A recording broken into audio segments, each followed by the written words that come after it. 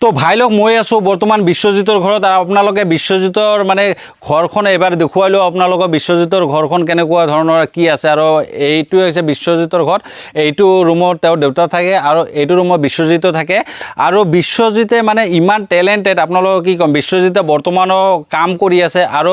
নতুন নতুন বহুতো মূৰ্তি বনাইছে বিশ্বজিতে আপোনালোকে চাব পাৰে এইটো এটা পীযুষ হাজৰিকাদেৱৰ মূৰ্তি বনাইছে মন্ত্ৰী পীযুষ হাজৰিকা আৰু এইটো হৈছে ডক্টৰ ডম আৰু এইটো এজন মানে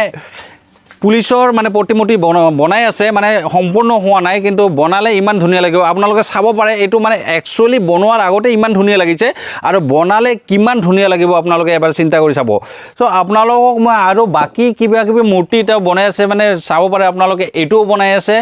এইটো নতুনকৈ বনাই আছে বিশ্বজিতে ইমান ধুনীয়াকৈ বনাই আছে তো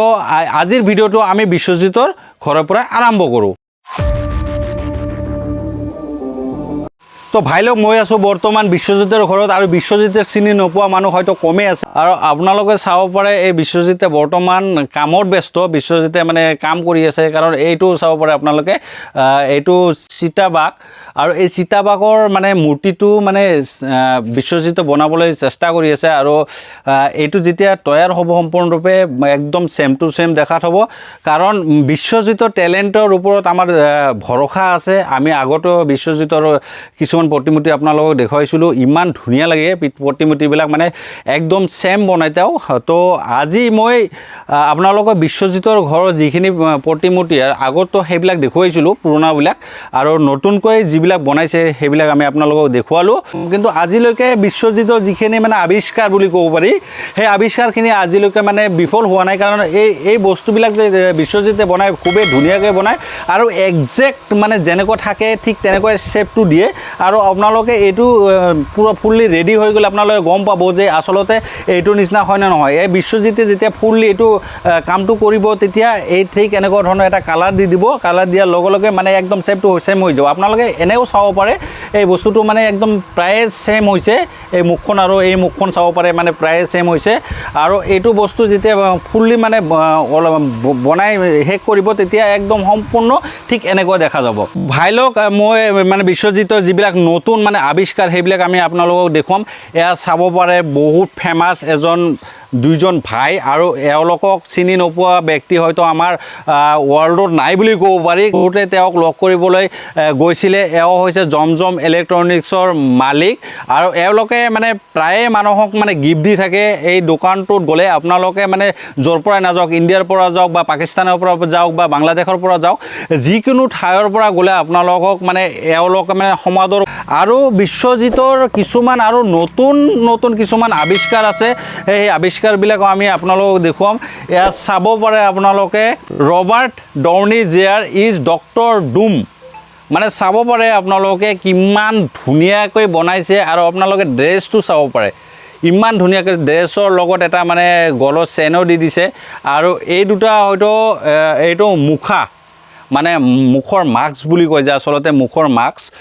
সেইটো হয় এইটো আৰু এইটো হাতত লৈ আছে আচলতে এওঁ কোন হয় মই ভালকৈ ধৰিব পৰা নাই কিন্তু এওঁ এজন হয়তো ফেমাছ ব্যক্তি হয় কাৰণ ফেমাছ ব্যক্তিবিলাকৰে মানে প্ৰতিমূৰ্তি মানে এই বিশ্বজিতে বনায় আৰু বিশ্বজিতে বনোৱা প্ৰতিমূৰ্তিবিলাক ইমানে ধুনীয়াকৈ বনায় আৰু এওঁ হৈছে ডলি চাইবালা আপোনালোকক আগতে মানে ভিডিঅ'ত মই আপোনালোকক দেখুৱাইছিলোঁ এওঁৰ মানে পিকচাৰটো আৰু প্ৰতিমূৰ্তিটো ইমানে ধুনীয়াকৈ বনাইছে মানে ছেম বনাইছে আৰু চাহ পৰি থকা একদম আপোনালোকে ধৰিব নোৱাৰিব আচলতে এইটো কি বস্তু হয় একদম ছেম বনাই দিছে আৰু এটা নতুন আৱিষ্কাৰ আৰু এটা আছে আৰু সেইটো দেখিলে আপোনালোকে হতবাক হৈ যাব আৰু যদি আমাৰ এই ভিডিঅ'টো যদি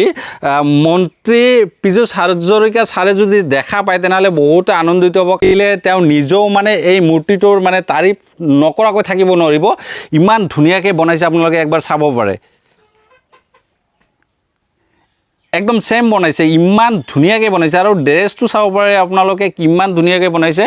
আপোনালোকে চাব পাৰে কোৰ্টৰ যে বুটামবিলাক দিয়া আছে ইমান ধুনীয়াকৈ আৰু হাতত এটা ঘড়ীয়ে দিয়া আছে আপোনাৰ টেলেণ্ট মানে কি ক'ম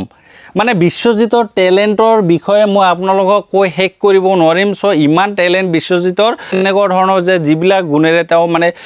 চলি ফুৰি খাই আছে, তেওঁলোকৰ ঘৰত ইনকাম কৰা মানুহ নাই। বিশ্বজিতে একমাত্ৰ তেওঁলোকৰ ঘৰত ইনকাম কৰা মানুহ। বিশ্বজিতে কিন্তু কাণেৰেও শুনা নাপায় আৰু কথাও ক'ব নোৱাৰে, অথচ মানে বিশ্বজিতৰ টেলেণ্ট চাই আপোনালোকে হতবাক হৈ যাব, মাথা নষ্ট হৈ যাব আপোনালোকৰ। তো ভাইলক চাব পাৰে আপোনালোকে, বিশ্বজিতৰ হাতত এটা মূৰ্তি আছে আৰু মোৰ হাতত এটা মূৰ্তি আছে।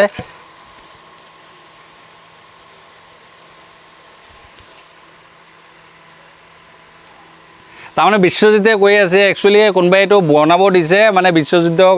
টকাৰ দিব, টকাৰ কাৰণে বিশ্বজিতে এইটো বনাই আছে। আচলতে বিশ্বজিতৰ উপাৰ্জন কৰা মানুহ তেনেকুৱা নাই ঘৰত, একমাত্ৰ বিশ্বজিতে কষ্ট কৰিয়ে মানে উপাৰ্জন কৰি আছে আৰু সংসাৰখন চলাই আছে। চ' আপোনালোকে যদি কোনোবাই বিশ্বজিতক মানে নিজ ইচ্ছাৰে যদি কোনোবাই যদি হেল্প কৰিব বিচাৰে তেনে হেল্প কৰিব পাৰিব। আৰু আপোনালোকক মই ফোন নম্বৰটো দি দিম, আপোনালোকে কণ্টেক্ট কৰিব পাৰিব। কাৰণ বিশ্বজিততো তেনেকুৱা ধৰণৰ কথাও ক'ব নোৱাৰে বা কাণেৰে শুনা নাপায়, কিন্তু বিশ্বজিতে দেউতাকে আপোনালোকৰ লগত কথা পাতিব। চ' এইটো চাব পাৰে আপোনালোকে, এইটো একচুৱেলি এইটো বনাব দিছে, দেখা যায়নে? মানে এই আপোনালোকে যিটো মোবাইলত দেখা পাইছে মানে ছেম এইটো এই পুলিচজনক বনাব দিছে। তাৰমানে এইটো চাব পাৰে আপোনালোকে, মানে হৈছে নে আপোনালোকে কমেণ্ট কৰি নিশ্চয় আমাক জনাব। কাৰণ মোৰ হিচাপত তোমাৰ পাৰফেক্ট বনাইছে, ইমান ধুনীয়াকৈ বনাইছে। আৰু বিশ্বজিতক মানে এনেকুৱা ধৰণৰ অৰ্ডাৰ আহিয়ে থাকে, আৰু আপোনালোকে যদি কোনোবাই বনাব খোজে তেনেহ'লে বনাব পাৰে। কাৰণ বিশ্বজিতৰ অকল যে আপোনালোকৰ মানে সুবিধাৰ কাৰণে বা আপোনালোকৰ লাগে বুলি যে বনাব সেই তেনেকুৱা নহয়। আচলতে এইবিলাক মূৰ্তি বনালে মানে বিশ্বজিতৰো মানে সংসাৰখন অলপ চলাত সুবিধা হয়, আৰু আপোনালোকে হয়তো মানে বিশ্বজিতক এই মূৰ্তিটোৰ জৰিয়তে আপোনালোকে বিশ্বজিতক সহায় কৰা হ'ব। তো ভাইলক মানে আমি এই বিশ্বজিতৰ ঘৰত আহিছিলোঁ, আৰু বিশ্বজিতে যিখিনি নতুন নতুন আৱিষ্কাৰ সেইখিনি আপোনালোকক দেখুৱালোঁ। আপোনালোকৰ ভিডিঅ'টো কেনেকুৱা লাগিল আমাক নিশ্চয় কমেণ্ট কৰি যাব। আপোনালোকে যদি আমাৰ চেনেলটো ছাবস্ক্ৰাইব কৰা নাই তেনেহ'লে ছাবস্ক্ৰাইব কৰি দিব, আৰু লাইক কমেণ্ট শ্বেয়াৰ কৰি দিব। চ' আজিৰ কাৰণে বাই বাই।